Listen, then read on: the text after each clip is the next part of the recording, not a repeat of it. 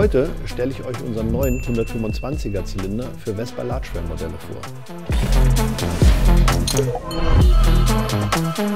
In vielen Ländern gibt es besondere Regelungen, egal ob Führerschein, Steuer oder sonst was, was 125 Kubikmotoren angeht. Deswegen haben wir uns gedacht, wir versuchen mal einen Zylinder zu bauen, der 125 Kubik hat und trotzdem moderne Fahrleistung. Das hier ist unser Resultat.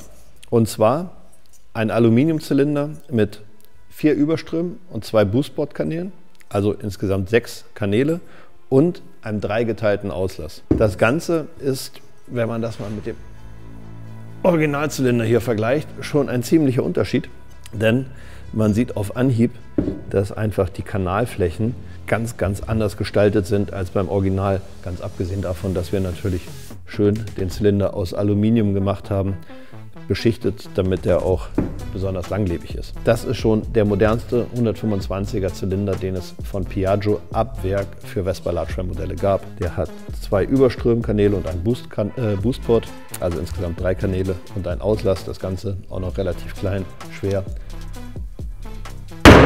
Weg damit. Dieser neue Zylinder hat nicht nur ein sehr schönes Kanallayout, er hat auch noch den Vorteil, dass ich ihn eigentlich so ziemlich auf sämtliche Largeframe-Motoren mit 125 oder 150 Kubik schrauben kann. Dafür sind diese beiden Platten verantwortlich.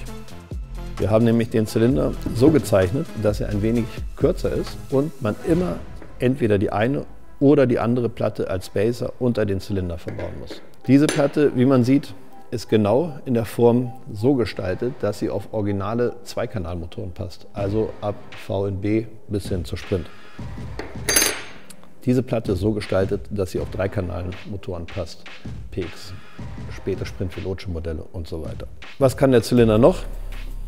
Er hat einen schönen leichten Kolben mit 2 1 mm starken Kolbenringen. Er hat einen konischen Kolbenbolzen und wichtig, er hat einen 8-fach verschraubten Zylinderkopf. Er wird mit 4 M6 Schrauben zusätzlich verschraubt und mit 4 M7 Schrauben, die ganz normal die Standardverschraubung aufnehmen. Zusätzlich ist der Kopf mit einem O-Ring abgedichtet. Man muss das also nur einmal festschrauben und hat niemals Probleme mit irgendwelchen Undichtigkeiten am Kopf. Damit der Auslass schön stabil ist der auch verschraubt. Das ist ein Stahlauslass. Und der wird ebenfalls mit 4 M6 Schrauben und einer Dichtung am Zylinder verschraubt. Gut abgedichteter Zylinderkopf, sehr haltbarer Auslass, moderner Kolben und ganz wichtig natürlich unser schönes Überström-Layout, was modernen 125er Zylindern entspricht. Das führt dazu, und das war auch das Entwicklungsziel, dass dieser Zylinder nicht nur stärker ist als der originale 125er Zylinder, sondern er ist auch stärker als originale 150er Zylinder. Also angenommen, jemand hat einen Führerschein, der nur bis 125 Kubik gilt, der kann sich einen 150er Vespa kaufen, diesen Zylinder draufschrauben und schon hat er mehr Leistung als mit der originalen 150er. Na gut, ich kann euch natürlich viel erzählen, aber wir haben das auch schon getestet. Als erstes mit einer VNB 2T, also dem einfachsten 125er Motor, den es in dieser Range gibt. Den haben wir natürlich erstmal original auf den Prüfstand gestellt und dabei kam das hier raus. Das typische Diagramm, was ihr kennt von unseren Prüfständen, 3,5 PS am Hinterrad. Na gut, Originalangabe ist 4,6 PS, das ist aber nicht Hinterradleistung, sondern Kupplungsleistung. Das kann ich euch auch kurz zeigen. Dabei ist das hier rausgekommen. 4,5 PS, also dieser uralt Motor hat tatsächlich nur über die letzten 50 Jahre, nein, 60 Jahre, 0,1 PS verloren. Also man kann sagen, der Motor war für seine Verhältnisse relativ gut in Futter. Dann habe ich den Zylinder abgezogen, also diesen Originalzylinder, Zweikanal, und habe diesen Zylinder einfach genommen und draufgesteckt. Mehr nicht. Ergebnis sieht man hier. Also die blaue Linie ist der 125er Original. Ich habe jetzt mal wieder die Hinterradleistung genommen, weil die zuverlässiger zu vergleichen ist. Und das rote ist dieser Zylinder Plug-and-Play draufgesteckt. Man sieht sofort, dass die ganze Kurve überhalb der blauen Originalkurve liegt. Das ist schon mal relativ schön. Er macht auch hier einen relativ hohen Unterschied im Peak und dreht viel weiter aus. Allerdings sind das hier am Ende statt 3,7 4,7 PS. Das ist schon mal ein sehr, sehr schöner Fortschritt, aber ehrlich gesagt noch nicht das, wo ich hin wollte. Und irgendwie war die Kurve nicht so schön. Als erstes hatte ich den Originalauspuff im Verdacht, weil dieser Auspuff von der V&B, der ist wirklich sehr, sehr einfach. Also habe ich mal einen Zip Road 3.0 genommen und auf den Motor gesteckt und das ist, was passiert ist. Und man sieht, dass das gleich eine komplett andere Welt ist. Also der grüne Graph, völlig originale V&B, der blaue Graph, nur unseren 125er Zylinder aufgesteckt und der rote 125er Zylinder mit Zip Road 3.0 gesteckt. Das Ganze hat jetzt plötzlich 9,8 PS am Hinterrad und vor allem ein komplett anderes Band.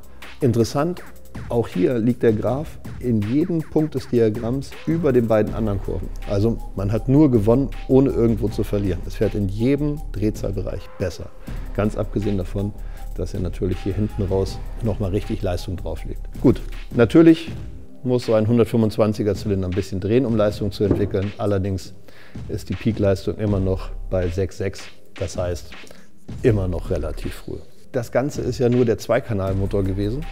Und so ein originaler V&B-Motor, der hat ja einen Einlass, da kann ich kaum einen kleinen Finger durchstecken. Also wer sowas mal auseinandergenommen hat, das ist wirklich ganz fürchterlich. Ganz abgesehen davon natürlich, dass der Adapter ein wenig die Überströmkanäle verengt.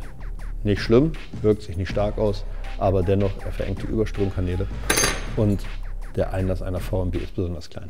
Also zeige ich euch mal jetzt, was passiert, wenn man einen solchen Zylinder auf eine PX baut, auf eine PX Lusso 125.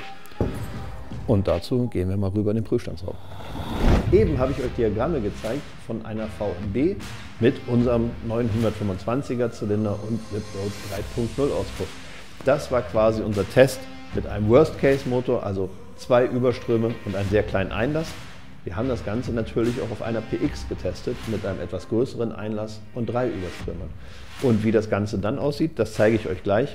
Hier habe ich eine Vespa PX 125 Lusso und hier habe ich natürlich auch den 125er Siebzylinder montiert, auch wieder mit einem Zip Road 3.0 Auspuff.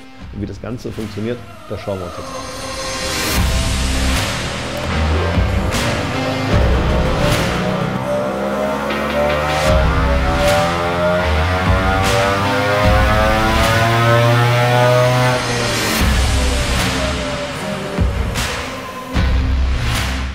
Ich habe jetzt hier den Lauf nochmal geladen und man sieht ganz gut, dass der hier vorne in dem Bereich von 5000 noch nicht so viel Kraft entwickelt wie später im Bereich von 6.000 bis 7.500 Umdrehungen. Aber er hat in der Spitze 12,3 PS. Das ist relativ viel, weil wir sprechen immer noch über Hinterradleistung und auch 13 Newtonmeter am Hinterrad. Das ist eigentlich ganz gut, vor allem wenn man sich anschaut, dass das Drehmoment über das komplette Band zwischen 10 und 13 Newtonmeter bleibt. Also natürlich ist ein 125er Zylinder niemals in dem unteren Drehzahlbereich sehr drehmomentstark, weil da fehlt ihm einfach die Kubik. Aber im Vergleich zu einem Originalzylinder ist er einfach in jedem Bereich stärker und macht hier hinten noch ein richtig schönes Band mit ordentlich Leistung. Und das sind auch immer noch Drehzahlen, die sehr human sind, weil man diesen Zylinder maximal bis 7000 Umdrehungen nutzt. Also meiner Meinung nach sehr gelungen. Ein 125er Zylinder, der mit Zip Road 3.0 Auspuff 12 PS am Hinterrad liefert. Gut, dann bedanke ich mich fürs Zusehen. Ich hoffe, ich habe euer Interesse an dem Produkt geweckt und wenn es euch gefallen hat, bitte die Bimmel drücken und beim nächsten Mal wieder einschalten. Ciao.